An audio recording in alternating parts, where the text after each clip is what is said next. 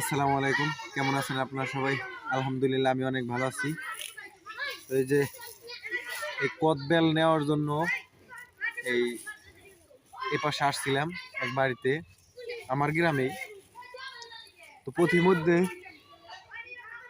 দেখি এই যে সেই আমাদের অতীতের, মানে আমরা ছোটবেলায় যেভাবে ঘর বানিয়ে করছি, এই যে গেট, ঘর থেকে মানে বাড়ি থেকে বেরোনোর যে গেট, বেড়া,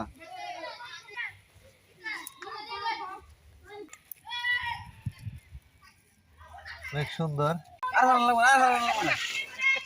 আর শোনা লাগবো না, ইংরেজদের হারাইলো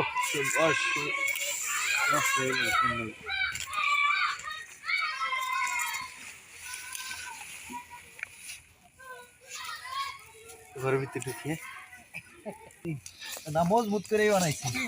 এরকম ছোটবেলায় আমরাও বানাইতাম অনেক সুন্দর করে। এটাও অনেক সুন্দর হয়েছে। হ্যাঁ, সুন্দর হয়েছে না? এটা মূলত কলা পাতা দিয়ে বানানো হয়েছে। আমরাও কলা পাতা দিয়ে বানাইতাম। তো ঘরটা দেখে আমার ছোটবেলার কথা মনে পড়ে গেল। আমি ছোটবেলায় এরকম ঘর বানাইতাম। কে কে ছোটবেলায় এরকম কলা পাতা দিয়ে ঘর বানিয়ে খেলাধুলা করছেন কমেন্টে জানাবেন।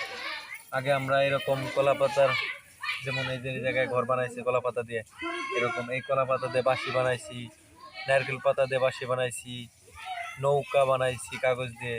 মানে সোজা কথা, গ্রামের প্রকৃতির যে গাছপালা বা তরুণতার আমরা চেষ্টা করছি মানে নতুন নতুন আইটেমের খেলনা বানানো। আমাদের শৈশবটা আমার মতে খুবই সুন্দর ছিল। আর বর্তমানে যে শৈশবটা মানে চলতেছে, এখন সবাই এই মোবাইল ফোনে আসক্ত।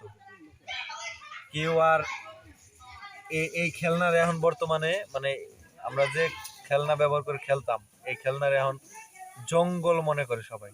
আর চেষ্টা করবেন বাচ্চাদেরকে মোবাইল ফোন হাতে না দেওয়ার, এবং কি বাচ্চাদেরকে সময় দেওয়ার, এবং ঘুরে ঘুরে প্রকৃতির সাথে পরিচয় করিয়ে দেওয়ার। ওই জায়গায় ওরা খেলতেছে, ওরা লজ্জা পায় বিদায় ক্যামেরার সামনে আসে নাই, এই জন্য আনিও নাই। কারণ যদিও বলছিলাম আমাদের হাসি পায়, এই জন্য আর আসে নাই। সবাইকে অসংখ্য ধন্যবাদ, সবাই ভালো থাকবেন, আল্লাহ হাফিজ।